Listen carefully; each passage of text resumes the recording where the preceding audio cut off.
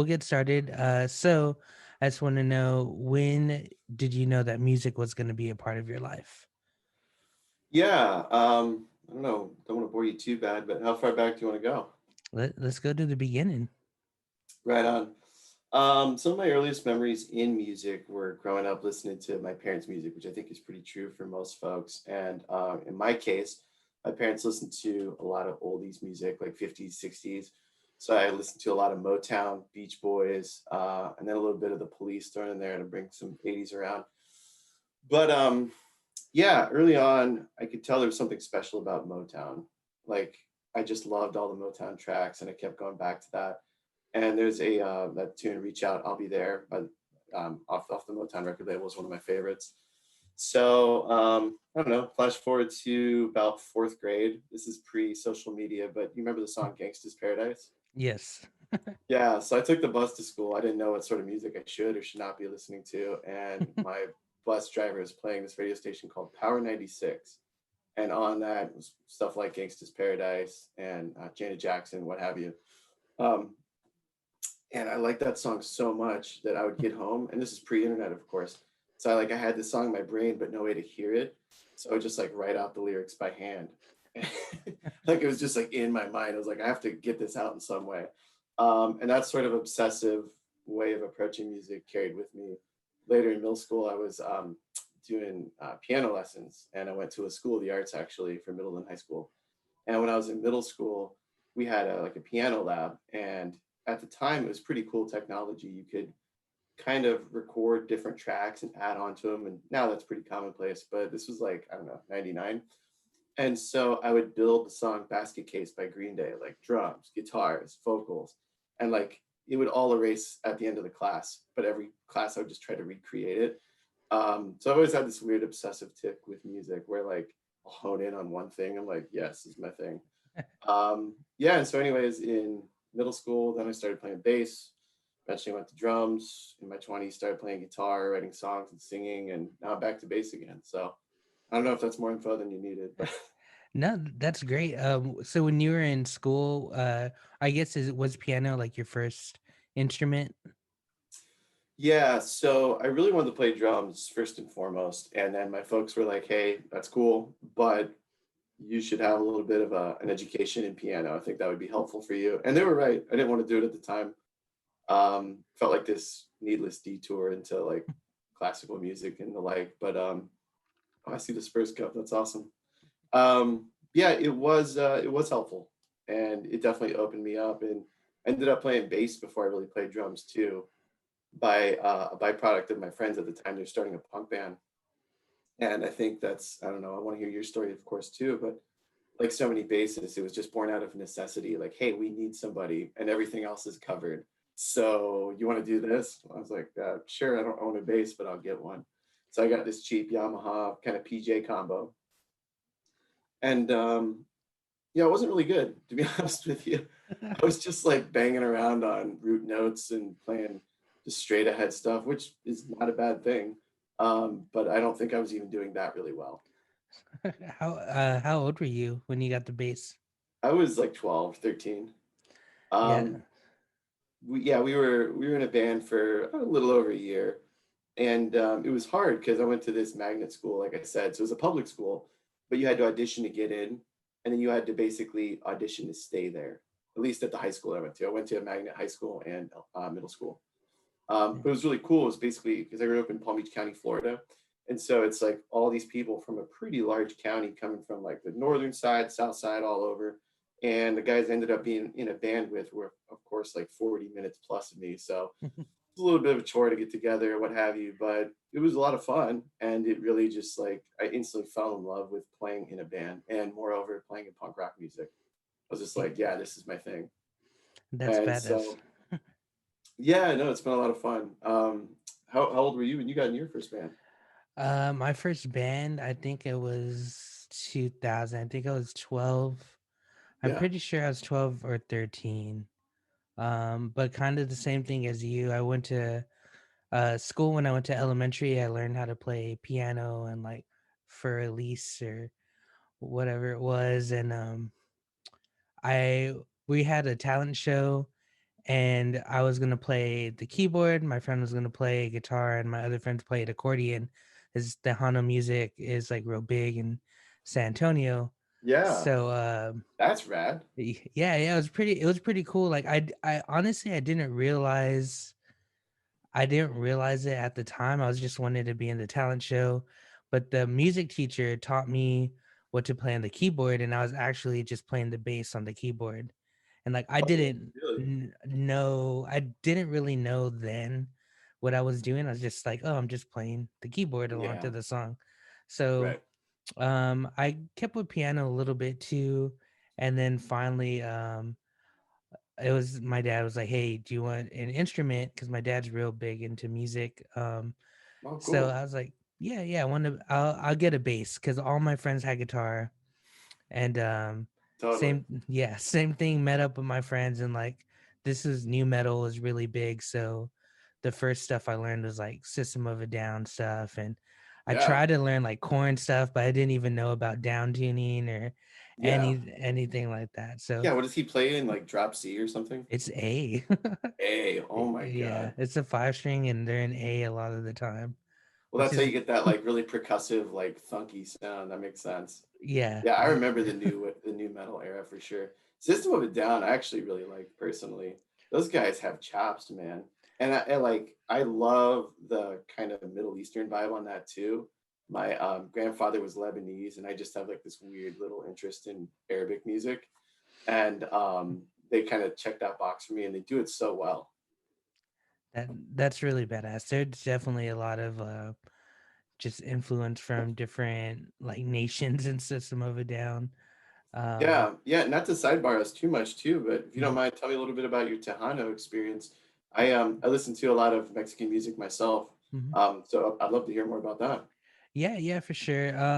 It was very short lived. It was really a talent show stuff. I mean, I grew up listening to it. I grew up with my grandparents, and they're like pretty like Mexican, like just we lived in a real Mexican household, like Catholic, and Yeah, my grandma watching like novellas and absolutely. stuff, you The know. So telenovelas for sure. yeah, and that's like that was it. Like I was lucky that I had the internet, so like everything I did was all just on the internet. But I definitely had the outside influences from what they listened to.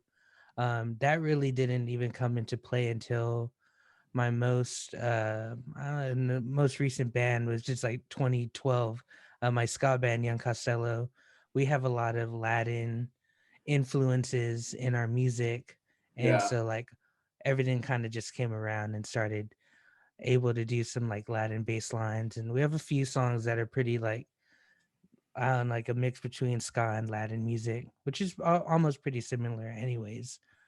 yeah. Well, absolutely. I mean, like Street Lights, Everything Went Numb comes to mind. That's such like a Yeah, great like Latino flavor over what you might consider a traditional sort of ska approach as well, or at least yeah, traditional third wave. yeah, absolutely. Streetlight's a major influence. Our newest song, like I always just call it Streetlight Junior because it's so like it's very Should be Street streetlight. Light. Yeah, yeah, that's what it should be. Um, That's cool, man. yeah, yeah, it's fun. It's pretty fun, yeah. Um, Yeah, your so playing's good. yeah, thank you. So I want to ask, or well, I saw you on the pop punk like group on Facebook. I had joined because me and my friends made like a pop punk song in this like during this pandemic. So we're Oh, just trying cool. to put it out and like see what people thought and stuff. So I joined a bunch of groups, and because of that, I met like a lot of people who have actually interviewed for like Base to Base. So like you see Gordon pop up all the time from college radio and Yeah. some and Yeah, I listened to Riverview. that episode. Oh, yeah, yeah, that's Evan. Evan's the bass player. Gordon also Oh, I'm happens to be sorry. in the band. Oh, it's all good, but Evan's like a badass dude too. But anyways, I Yeah. met a lot of people, and I came across your video, and you're playing "Saves the Day," and I was just like, dude, you're just like killing it, like Thanks, eh, man. that and a Blink cover, I think. Oh, Um, yeah, yeah, yeah. It's kind of a cover of a cover. yeah, Scott Sellers is the old singer and guitarist of Rufio, who I listened to a lot growing up. And that guy's just prolific, man. He's kicking out like I would say 2 albums a year. It seems like, and he released this album called Influence, I believe it's called, and he does like MXPX, Rufio, I think Millen Collins on there. There's a bunch of stuff, and that song A New Hope was just like a classic to me growing up because I love Star Wars, and I really love like Dude Ranch, Enema, Take Off Your Pants and Jacket, Blink, and even Cheshire Cat for that matter. So when he did that, I was like, oh hell yeah, this is like the Blink song but with chops, like because I love Blink 182 of that era, but my whole thing is like, how can I be better? How can I have more chops? And Blink will always hold a special place in my heart. When it comes to chops, like really all you could look at is Travis, probably, Yeah, I definitely in terms of agree. who's like killing it on their instrument. Yeah. But there's a charm in that as well. Like it would be weird, I guess, if Mark was just like shredding it on the bass or and Tom's parts are like perfect for what they are. So like it totally works, of course. Yeah, I 100% agree. It definitely works for Blink 182. Yeah, I don't know how I'd feel if like the bass lines were any more active. I mean, too, like Yeah. playing and singing too also probably comes into play with that. Yeah, absolutely. And that can be hard. I mean, when I joined the Fauxriginals, I used to, so go, me and Tyler, the singer, we go way back. We basically our friendship and partnership in music's about 10 years old at this point. Um, and we've been in a lot of different bands together where I've played guitar, I've played drums. But we had this band called Swim Atlantic where we both played guitar and we both trade lead vocals. And so when I joined the Fauxriginals, it was already an established thing. And I just told him, like, hey, man, I want to be clear with you with what my intentions are. I just want to like play the best bass lines I can play, but that will probably prohibit me from singing a lot. And that was kind of a hard thing for us to get to because we love singing together. Like, I think, like, he's probably my favorite person I've ever sang harmonies with. We like dork out over Queen, Beatles, Beach Boys, like all that stuff. And we're big harmony nerds. But I was like, hey, man, I love doing that, but the bass has got to come first for me on this. And he's been super supportive. So luckily that's been great because to your point, it's just you can't be playing really complex bass lines and singing, or you could, and you're just more talented than me. I mean, I cannot. I've barely started exploring singing probably like in the last 5 years. I kind of just forced myself to like do covers and sing myself. So I'm still not even like super. I guess I'm confident to a point, but I'm still know like I have a lot of growing to do as far as vocals. Um, Yeah, I mean, hey, me too. It's like an ever evolving goal for sure. yeah. Same with bass. Like that's how I view my bass playing. Like I view that as like I've got a long way to go. Is there how do you practice now? Or do you practice or do you like learn songs? Yeah, so a little bit of both. I mean, I feel like I got to vary it up to try to make some progress because I feel like going back to when I was playing in my teenage years, I feel like it's easy to just kind of get in a routine and then you just like plateau. Like maybe you like practice to your band songs. You're like, well, this is good. Y- But as far as now, yeah, so I do a mixture of running through our band's songs, which typically I can't do in one night anymore because Tyler, our songwriter, is really prolific, and they're all good. So it's definitely a blessing. But I'll usually do like half of the catalog one night, half the next, and then I'll try to challenge myself by either learning like a really like hard bass line that just kicks my ass, or I'll do something like that Blink cover. Like it's almost like a choose your own adventure bass line where it's like I really like the music, but it's like what would I do if I wrote this bass line? And that's something Tyler talked to me about. He's like, you could do these songs with more straightforward bass lines because you're a little bit more complex with it, and you could just write your own thing. I was like, oh yeah, I should do that. So that's been really fun too. And that's kind of what I did with that Saves the Day tune. Like I kind of took like the bones of the song, as it were, for the bass, and I was like, okay, let me take this and then build the rest out. Yeah, and it came out amazing. Thanks, man. Yeah, Uh, I appreciate that. I grew up a huge fan of Saves the Day. yeah, I don't know their bass player's name, but I was listening to Through Being Cool. Is that what it's Yeah, called? that's Evan. Evan D'Amico or D'Amico. I'm sure it's D'Amico. Yeah. Yeah, Evan's a killer bass player. He was there through In Reverie. I believe he Okay. left after In Reverie. Yeah. One of the my friends, his name's DJ. He's a bass player in like a ska band. That was one of his favorite bass players, and DJ could like shred. So I was like, okay, if like the Saves the Day bass player is your favorite bass player, that means that dude's like pretty good. And it all of the bass lines are just so like perfect for Saves the Day. Like, they just Yeah, work. for sure. And I like that approach too. One of my favorite authors, he has this little maxim he uses where he's like, anyone he admires or he thinks is doing something right in life. And if they're a reader, because he's a writer, that's his whole angle, he'll be like, hey, what are the books that have changed your life? So I think as a musician, that's such a great way to go. Like, hey, I'm a bassist, you're a bassist. In the case of your friend, you're doing something I really admire. Who's really turning you on musically? What's doing it for you? And who's inspiring you? I think that's such a great question to ask. And then you get opened up to things.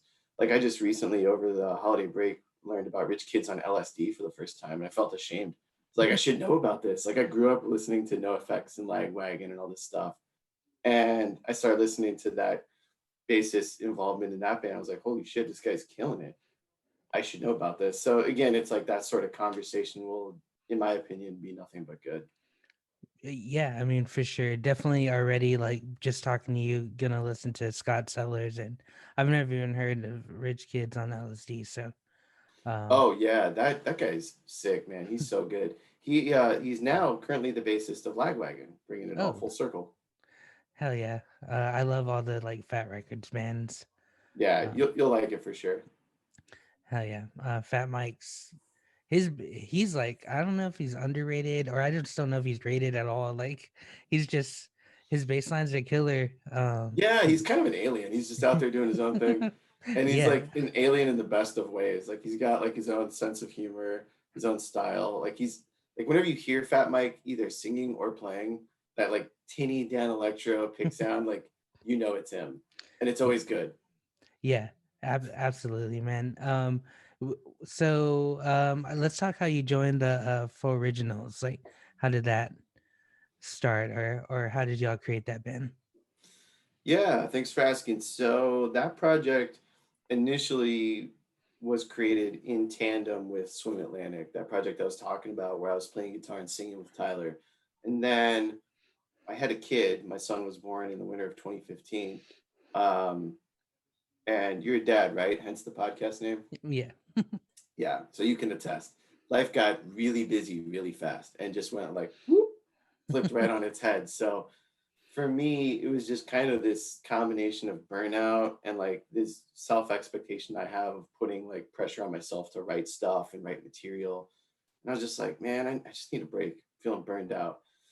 So I hit Tyler up, who I've been collaborating with all these years, and per usual, he was super supportive. He's like, "It's all good, man. No worries."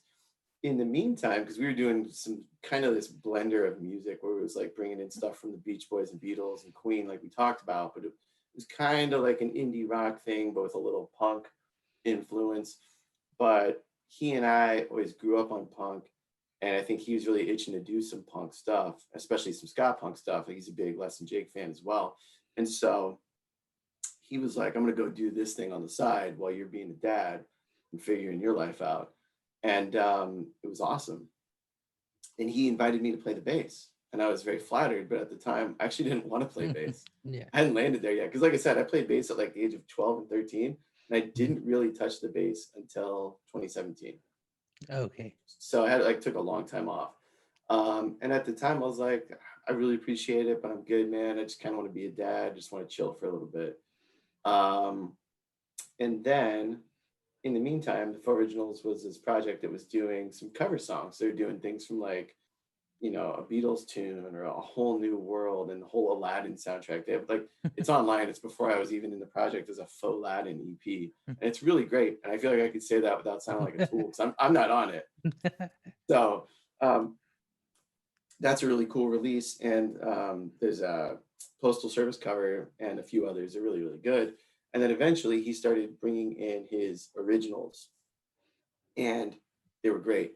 I've been a huge fan of his stuff since I met him. And I heard it, I was like, man, that's really good. But again, I didn't know about playing the bass. And so throughout all this, I ended up looking on Craigslist for a jazz master guitar and Hmm. instead found this Seafoam jazz bass. I was like, wow, I like bass. It's pretty sweet. Kind of like I should have a guitar and a bass. And I Yeah. bought the bass and I quickly realized like, A, I'm way better at bass than I'll ever be at guitar. I kind of suck at guitar. B, like it's just so much more fun. And C, I come from like a drums background again. So like from, I don't know, 14 to 25, my key focus was drums. And I went super hard on that. So are you familiar with the band Wolfpack? Absolutely. Yeah, me too. Big fan. Uh, I'm sure we'll hit on that, but yeah, Joe Dart's one of my hugest influences. And Jack Stratton has this quote where he says, playing bass is like playing drums on guitar. And that just is 100% true for me. Like that makes sense. And there's this rhythmic element, this simplicity to like the four strings versus the six, as it were, the bigger neck. Like I was like, oh, this feels like much more natural. And so I started playing bass, and then I quickly realized like this is my thing now.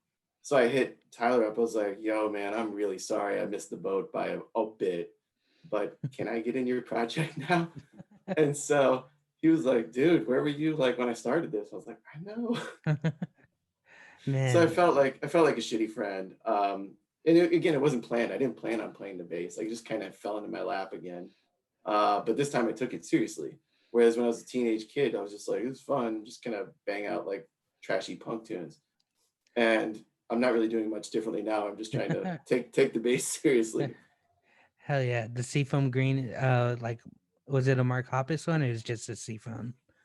It's a pretty sweet bass, man. It's a Mexican. It was a Mexican active Fender Deluxe jazz bass, but then it was made passive. And Okay. then the guy I bought it off of he has a friend who actually works on guitars, and he repainted it himself.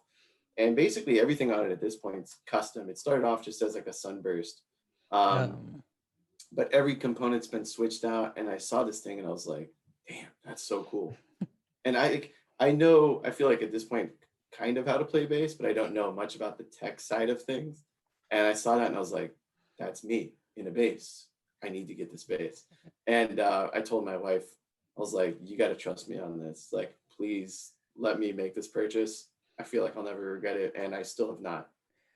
that's badass. I kind of have a similar story with the Fender Mexican Deluxe Jazz Bass, which is Oh, like nice. what I'm using now. That's what I thought I saw, a five stringer, right? Yeah, yeah, I have a five string. So I had a Gretsch like guitar. I forgot what it was, and I was like, all right, I'm gonna trade this in because my band, we for one Halloween, we decided that we're gonna do a Streetlight Manifesto set. Absolutely. Yeah, Can't awesome, lose. awesome idea. Terrible for me because I have to learn that dude's bass parts.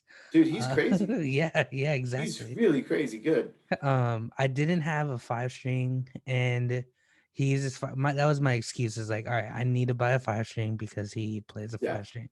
I gotta rock the streetlight stuff. Yeah, so I went to trade in my guitar at like a local guitar shop here, and they had that Mexican jazz, and like for the value I was getting for the guitar, I still needed like $200 or something. So I called my wife. I was like, please, like I need to get this. I need it for the show, but also it's like a really badass bass, and I'm trading the guitar, but paying $200 for this bass is like a steal. Like I have to get it. You're basically making money.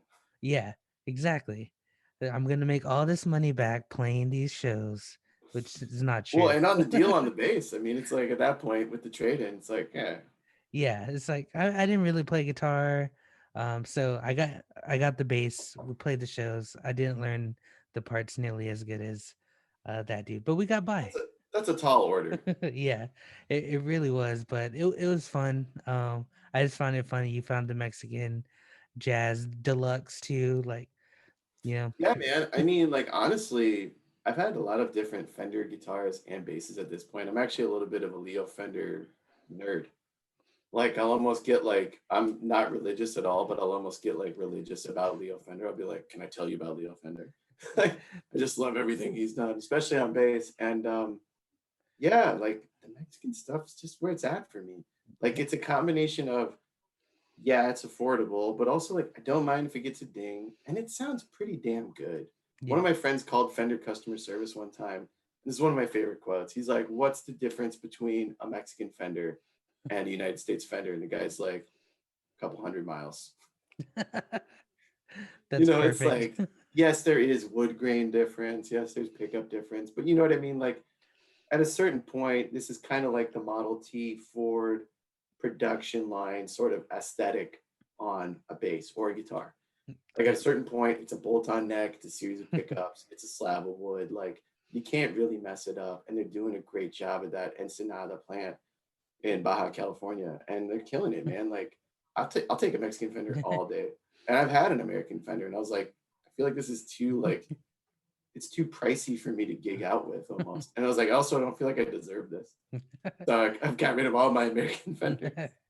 Man, this is so Fender seems to come up in a bunch of interviews now. Like I always just tell people like I just was not into Fenders. Oh yeah.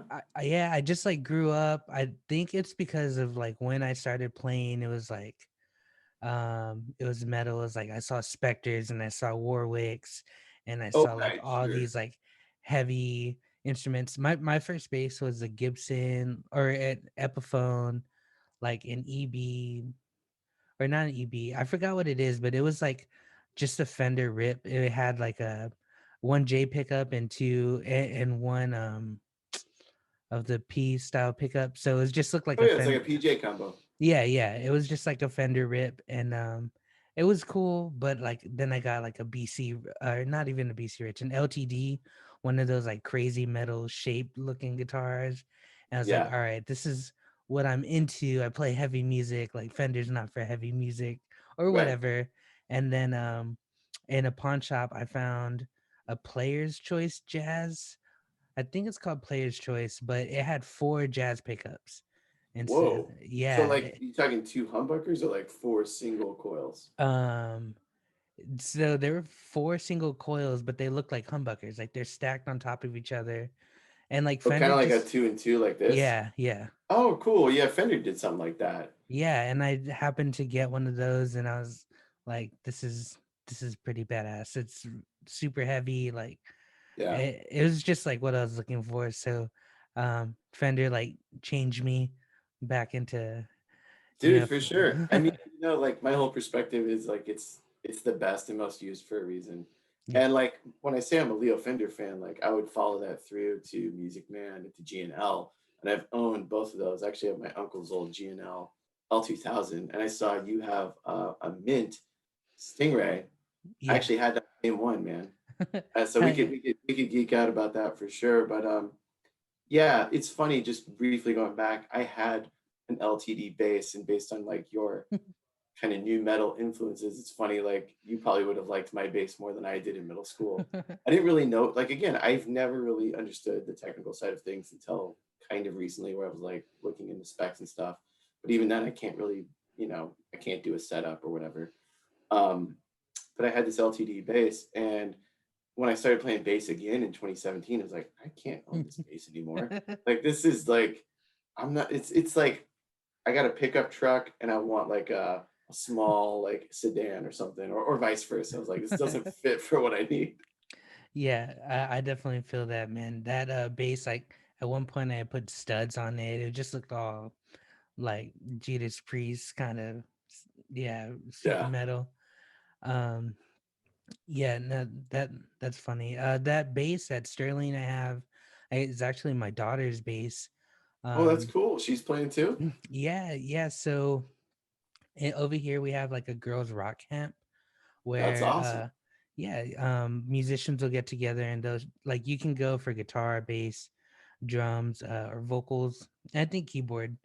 Um, but so I've kind of been showing my daughter music and I try to show her like bands that have like a female fronted or whatever, just like Absolutely. female musicians. So I showed her Tsunami Bomb. Uh, Nice. and it turns out that Emily lives in San Antonio and the singer from Tsunami Bomb, and she just happened to be one of the coaches at this girls' rock camp. That's And rad. yeah, it's super badass. My friend, Amanda was going to be one of the vocal coaches. So I was like, okay, we're gonna get my daughter into this and like see if you can get her into Emily's group and Emily's band. And Yeah. she did. And my daughter really liked that Lemonade, like the 2000 version of Lemonade from Tsunami Bomb. And they ended up like playing that song for her girls rock camp. So we Dude, she went. must have been over the moon. Yeah, yeah, she was super stoked. I think at this point she was probably like 10, and so she was still Wow. nervous, but I showed her like Damn It from Blink 182 and little Yep. easy songs for her to Days and F's. practice. Yeah, Yep. and yeah, so she doesn't right now. She's like into video games too, like and YouTube streamers, stuff like that. But Yeah. I did try like about a month ago to run through Damn It again with her, and now she can like pick, even though she hasn't been practicing, she's just getting bigger, so like she can actually hold her bass and Yeah. she can pick and stuff. So we'll Well, see. that's so cool. That's a full scale bass too. Like I know they make like things like whether it's a Fender Mustang or like a short P bass. Like Yeah. so she's rocking the full. Yeah. I think is that a 24-inch or a 25-inch scale? I think it's 24.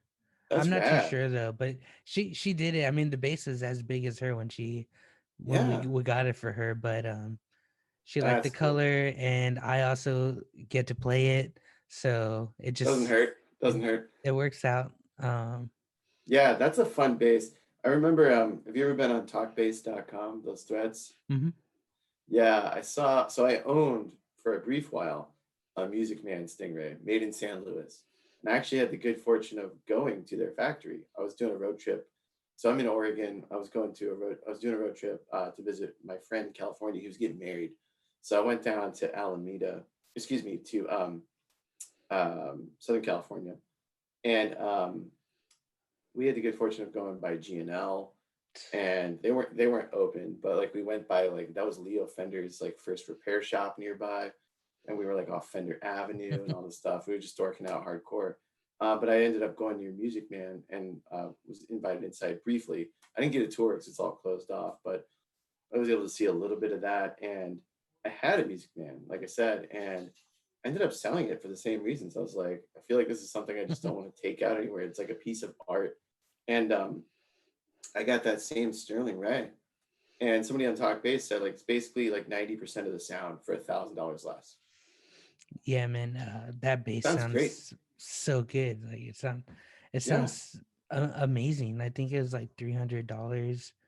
Yeah, like Uh, what other bass can you get for $300 that sounds that and plays that good? And in my yeah, opinion, it's more playable because again, I'm a jazz bass guy. That neck has the 1.5-inch nut, whereas the typical Stingray is more like a P style neck.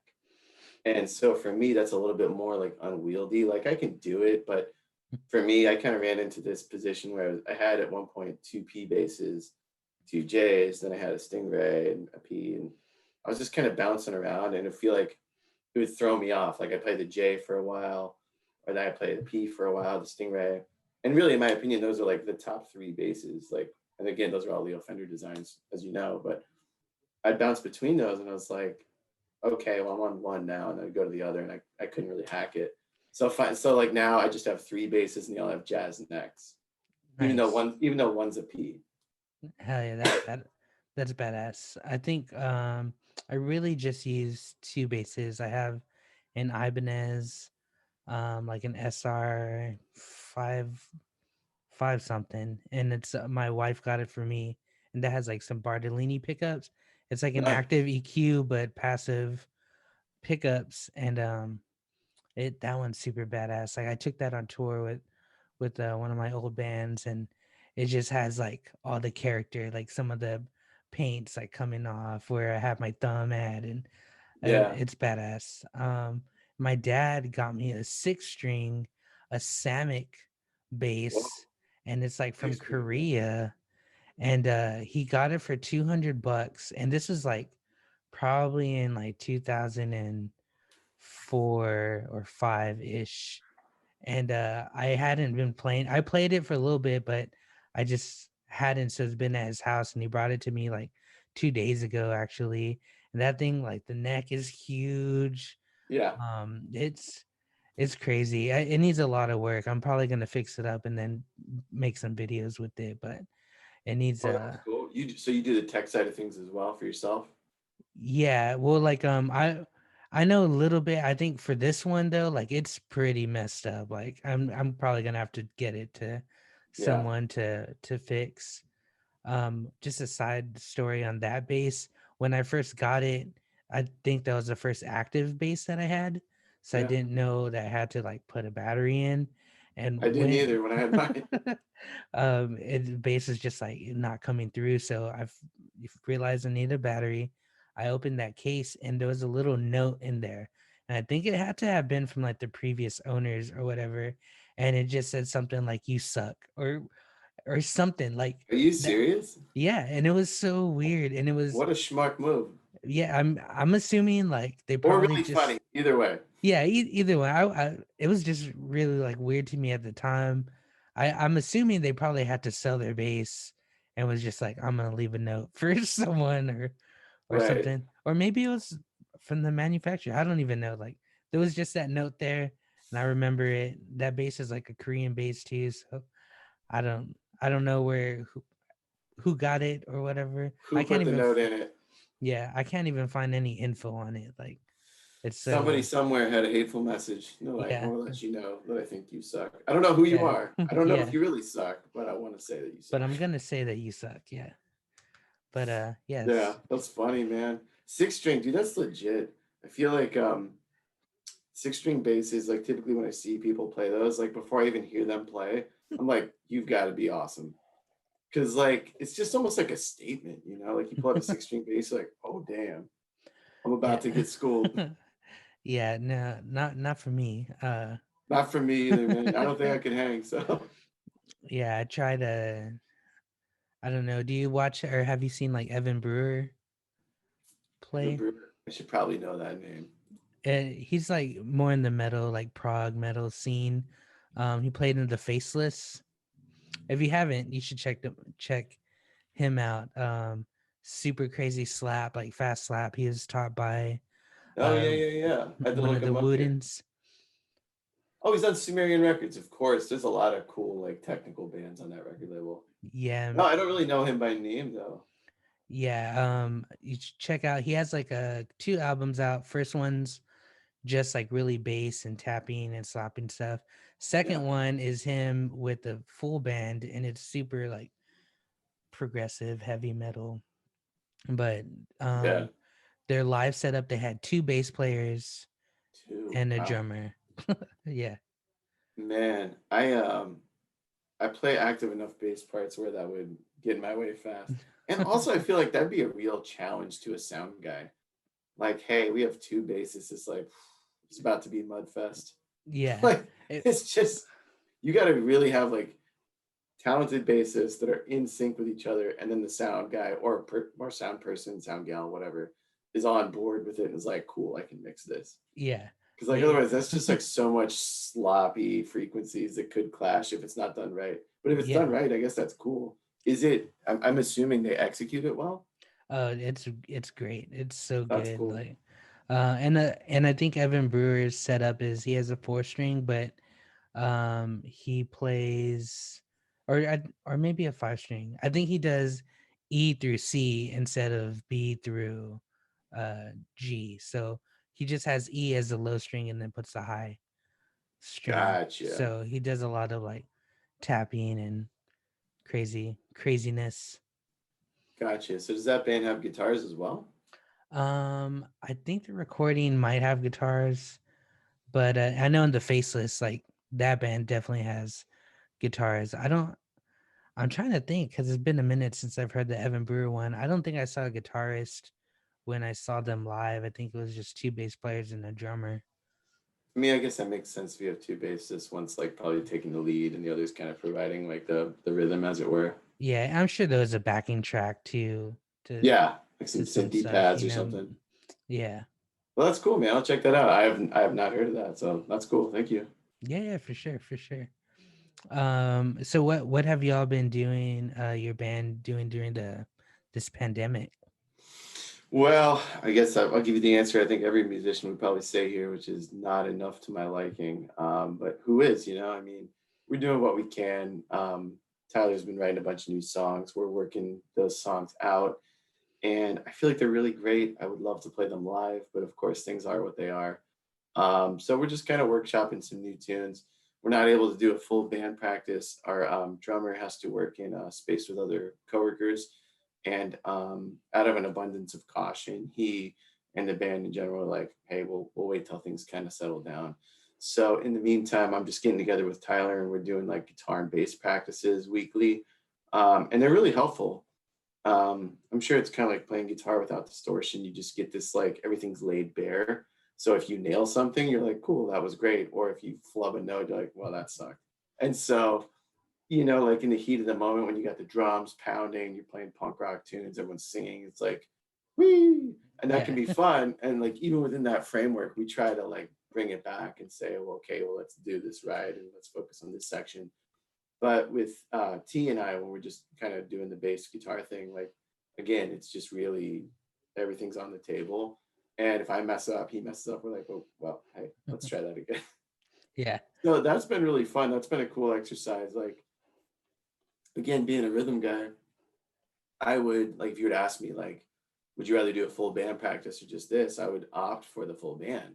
But this like the side cool benefit of COVID has been able to like let's focus on this. And so I think that's the mindset, at least I'm trying to take, and I think the rest of the band is as well. It's like, what can we do? And it's not really much, but that's what we're that's what we're trying to do. Yeah. Yeah. Definitely same here. Luckily, like our singer guitar player who writes majority of the music, he has like some recording equipment, and so he can at least record ideas and send it to us. I have some recording stuff here, so like I can put bass, and then our horn section normally like gets together and they can write something out to themselves. So same thing with the drummer though. We just don't. We have we haven't really had any band practices during this whole time. We did a couple of live streams, like two live streams. So we did have two practices, but like that's it. So four times this whole year, basically, we've Yeah. actually met up. Yeah, we're kind of in that ballpark. And it's hard. I mean, again, you're a bassist. You get it. Like you want to lock in with the drummer or you want to get the full band perspective to feel like, well, how does this fit in? Um, And I know for me personally, like, so I've been doing a lot of practice on my own as well. I try to practice nightly. Occasionally things crop up and I can't, but like I really notice like if I don't practice like at least 2 days in a row, certainly one potentially as well, just like, man, I feel rusty. Like everything feels a little slow. My fingers are kind of moving with frostbite or something. So like I feel like I gotta even just like 20 minutes. It's like that Bruce Lee quote where he's like, I don't fear a man who's done 1,000 punches once. I fear a man who's done 1,000 or one punch 1,000 times. Yeah, that's a badass quote. Exactly. Yeah. It's like, can you nail this one thing repeatedly? And so, at least in my experience, that holds true with practicing music across instruments. It's like, let me just get in 20, 30 minutes a day at a minimum. If I can do more, great. I'm going to go for that. But like, let me just maintain because otherwise, I'm just like quickly slipping downhill.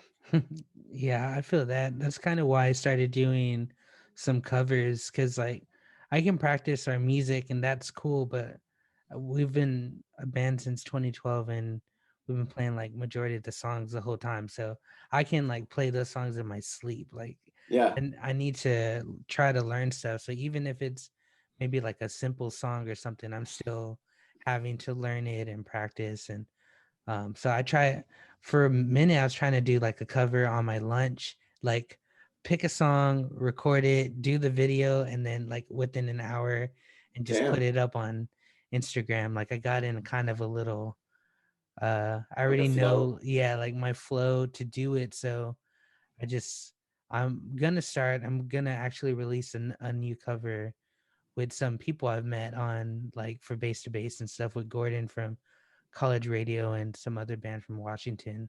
We're doing Oh, like a cool. collab across the nation. That's sick, man. So, like, Yeah. is everybody gonna be playing bass, or how you gonna do that? So actually I'm doing bass and I recorded guitar. for an Alkaline Trio song. There's a Nice. drummer. His name's Kevin. I don't remember what band he's in, but he's from the Washington area. And then Gordon's in that band, College Radio. He's gonna sing. And then I already got all the drum tracks they sent to me in the video. I've done the guitar and bass, and I'm gonna do a video. And then Gordon will send his vocals with the video. So I'm stoked. I just got a new guitar today too, so I'm gonna Nice. What'd you record. get? I got a Reverend Double Agent OG. Um, Wow. I don't know that particular model, but Reverend's cool. yeah, yeah. I saw them in a boutique like in Austin because I lived in Austin, Texas for a few years, Oh, that's a and nice guitar. Sorry to interrupt you. I should pull that up. yeah, yeah, for sure. I've been looking for like a good guitar because I have an Ibanez. Just wanted like the standard like metal. It has two humbuckers, like real heavy metal, and I just Yep. wanted a different guitar. And I use this website called American Musical Supply, and Yeah. when you buy a few items from them, you can get like rockstar status, which is 12 payments like with zero interest and Sick. no credit, nothing. So I was like, all right, I'm gonna invest in a badass guitar You and just so chip away at it monthly for a year. yeah, it's Nice. like not crazy. And it sounds crazy. It's There's such a big difference between like at least that guitar and the Ibanez I have, just the quality. Like then I feel Yeah. like I can do chords. Like I feel like my hands are cramped on the Ibanez, and like I don't know. This instrument's like probably the nicest. It's definitely the newest, nicest instrument I've owned. So I'm Yeah, just Reverend's good stuff, man. One of my big influences on bass is Carl Alvarez of Descendants, and he had a Reverend guitar or a bass rather for a little bit, and that kind of put them on my radar. What finish do you have on this double agent? the metallic Alpine. So kind of Oh, like the that's kind of the green one, yeah. yeah. That looks sick. You got the tortoise shell pickguard, The, um, or I is think it the Perloid? I think it's a pearl. Dude, I'm a Perloid fan for sure. All Yeah, my basses have Perloid on them. That I think it's such a nice look. yeah, yeah, No, I do like tortoise as well. That's sick, man. So it's got the maple neck too. yeah, yeah. Just the Nice. OG, all that. Like it even like the first time I had anything with locking tuners, so I didn't even know how they worked. It's super simple. Like you just put the string in and you lock it, and that's it. But I Yeah, thought, I don't even know how that works. yeah. So I thought because I've had something with Floyd Rose, I thought that you tune it and then you lock it and it doesn't move. So I unscrewed all the locking tuners, and when I was trying to tune it, the string just came out of the tuning peg. So so if you have a locking tuner, that's just to hold the string in place, and then it Gotcha. won't move. I But probably never will, but I appreciate that nonetheless. yeah, yeah, for sure. Thank you. But yeah, That's those rad, man. That's a really nice looking guitar. Congratulations. yeah, thanks, man. It's fun. It's gonna be on the Alkaline Trio cover. You can hear it. Hell yeah, man. I'll have to keep an ear out for that. Yeah. When you do your covers, are you recording into like an interface, or you're just Yeah, I'm using, I want to say it's a micro USB. It's an old school interface. Like honestly, the laptop I used to record is an '08 MacBook. Um, all my gear's pretty old, but it works. So it's like, hey, whatever. yeah. So I just I record the audio with that, and then I usually just like put my like phone up and prop it against something and just play along. And then I kind of have to bounce the audio and the video together. So I don't have the ability to like do all those at once. So I'll track the audio at the same time I'm tracking the video, and I'll Hmm. just compile them. But it's been a lot of fun. Admittedly, when I started doing it, like again, I come from a drums background and art school background, whatever. Like I was like used to like I'm a drummer at these levels. And when I would post covers, like I almost had this like thought in my mind where like someone's gonna call me out and say like you're not a bassist or like this isn't right. Um, but that never really happened. I was like, huh, okay, I guess I'll keep doing this. And at a certain point, it really just kind of became my de facto practice log for like you said, because I could play our songs and I definitely do. I was as like 70% of my practice routine. But like I also want to keep growing as a bassist. And so to me, it's like, how do I not stay homogenous? How do I keep bringing new things in? And it's either learning parts that really challenge me, in my opinion, or trying to write something to like a different song, like something that Tyler wouldn't write, just like as a writing exercise to kind of keep the ink in the well, as it were. So yeah, that kind of just kicked that off. And at this point, like I really still and always will consider myself a student of bass. Like when I record covers, I'm like, how do I learn more? Like how can I grow? And I feel like there's just like, again, we talk influences for sure, and I hope we do, but like bringing it to Wolfpack and Joe Dart, like I'll see somebody like that, like this guy's a monster. I have a long ways to go because like I would like to aspire towards that level of playing, and that guy is leagues ahead of me. I feel the same way about him. I was gonna ask you like what is the most or what's like one of the most difficult songs that you've learned on bass? I would say two. Again, hitting on Joe Dart, I learned Dean Town, and to like as you know, I'm sure you know that tune. That first little bit's just ba ba ba ba ba ba ba ba ba ba ba ba ba. Yeah. So it's like get that rhythmic precision. That's actually kind of my wheelhouse, coming from punk rock. Like I'm used to just like really rapid finger style bass. That I've spent a lot of time on. But like all the little like chromatic grooves, the little flourishes, he's just like hopping from one string all the way down from the E to the G. I'm just like, how do I get this down? And it took some time, but like I would say that tune for sure. There is a song by Tower of Power that I learned called "Only So Much Oil in the Ground." I'm also a fan of Rocco Prestia for sure, who is an influence of Joe Dart's. And that guy's just a beast as well. And I just learned a minute of it. So I started doing these Instagram like covers because at the time you could do an Instagram post with 60 seconds. Beyond Mhm. that was IGTV. Yeah. I was like, this is kind of the perfect excuse to just learn a little bit of something. And also, I don't think it felt like quite as daunting to just learn a minute of something versus the whole song, even though I did that with Dean Town. And that took a while. So with Only So Much Oil in the Ground, again, like I learned that and I was like, I just got humbled real fast. Like to learn 60 seconds of it, it took me a few sessions of really focusing and replaying and replaying and replaying. And then lastly, I would probably say the most viewed cover I've done, which I'm not doing it for the views necessarily, because I'm not like promoting myself. I do try to promote the band where I can, like, hey, I'm Dylan in the Fauxriginals. And, here's something I'm learning.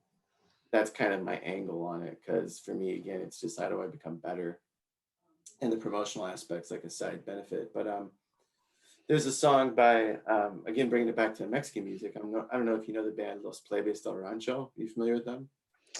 No, I don't think so. They're rad, man. So they're a really cool lineup. They are a guy who plays a 12-string guitar, a guy who plays a 6-string guitar, and the guy who plays what they would call a tubero. He plays the sousaphone. And this guy, his name is Israel Metza, and they call him El Mecha, and he's crazy good.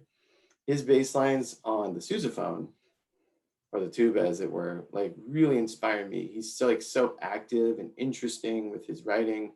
It's like you almost never really know where he's going to go. And so I've done two different transcriptions now of tubero parts. I did one from a band called Calibre 50, and I'm actually friends with that guy on Instagram. He's super nice guy as well. Like we've kind of done little DM chats, and he's a good dude. He saw my cover, and that was humbling again because I don't set out with that in mind. I'm not like, hey, let me get this in front of these people, but that was a cool benefit. And again, with both the Los Plebes tune as well as Calibre 50, like nobody, at least that I could find, I couldn't like find like a tab for that, so I had to do it all by ear. And man, I'm telling you, like I'd probably spend about an hour to learn 60 seconds of each of those parts. So I had to like run it back and run it back and run it back and like play it at half speed, three-quarter speed. And that was again just like a really humbling exercise, and also went to show me just like the incredibly cool compositional aspect of bass beyond the American shores. Like I'm of the mindset where all music's good music if it's done well. Like I don't care about genre, I don't care about where you're at or where you're from. I just care about like, and that's that Duke Ellington quote. There's two types of music: good music and bad music. And of course, it's all subjective, but like, especially if you play, like, you know, if someone's got chops or you know if something's inspiring to you. And I heard these guys, and bringing it back to Lost Play Bass, like I initially liked them for their harmonies. They've got these Everly Brothers tight, like two-part harmonies are just like beautiful. But then I started listening to the guy wailing away on the sousaphone. I was like, this is insane. So again, I learned that, and that was humbling. And I was just like, how's this guy do this with his mouth? Yeah, Like, respect, you know what I mean? that's badass. I wrote down their names, so I'll definitely listen. Um, Right on, ha- man.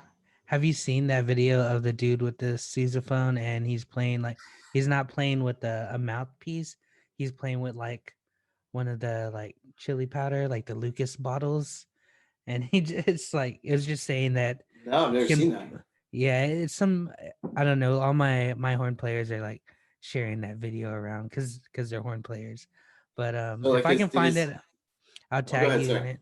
Yeah, if I Yeah, can find, I'll tag you. But it's a candy bottle, and he just has it in the sousaphone, and he's playing out of the candy bottle instead of that's a insane. mouthpiece, and it's crazy. It's I'm sure that changes his armature a bit too. I'm sure it's yeah, not like a tuba mouthpiece.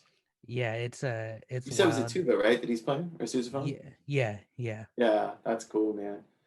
I briefly played a little bit of a tuba in high school, and it seemed like the most approachable of brass instruments from like an amateur perspective. But even then, I couldn't play beyond one note. And like so again, like for these guys who are just like wailing away, that's nothing but respect. Yeah, yeah, absolutely. I try to pick up a horn here and there when my horn players leave them around, but it's so hard. I don't. I'm gonna All stick to right, man. bass. Like I'm not gonna pick up a horn or anything. Yeah, Um, that's kind of my angle too. Like, there's this George Harrison quote I like where like he started doing the sitar sort of sounds around Revolver and Rubber Soul, and someone's like, "Hey George, how's your sitar playing going?" And he basically is like, "Well, I'm not as good as at guitar as I want to be, so I'm gonna focus back on that." Like that's how I feel now on bass, where like people are like, "Oh, you used to play drums. How's that going?" I'm like, I'm trying to do the bass thing, so whatever. yeah. Like it's there. Do you still have your drum set? No, man, I'm really much like if I got $10, I'm spending $10 like on whatever I'm into. So like I sold my drum set to get another bass. Like because Nice. for me that's just like another way to like express myself as it were, just another sound I could pull in. Um yeah, I love drums and like I feel like it's one of those like things that I'm kind of naturally decent at, but there's just no melodic component to it. And I think having been a songwriter, having been a guitarist, a singer, like melodies always running through my brain. And the longest band I was in college, I was the drummer, and that was a band I kind of grew up with in high school as well. And I was constantly pitching them ideas from behind the drum set. I was like, sing this line, play this guitar line. What about this bass track? Finally, was like, I just need a way to play melody all the time. And drums is super fun, but like, there's just no melodic component. Yeah. So that's why I love the bass. It's like that sweet, Venn diagram between guitar and drums. It's like there's the middle spot. There's bass. Yeah, man. Um, so let's see.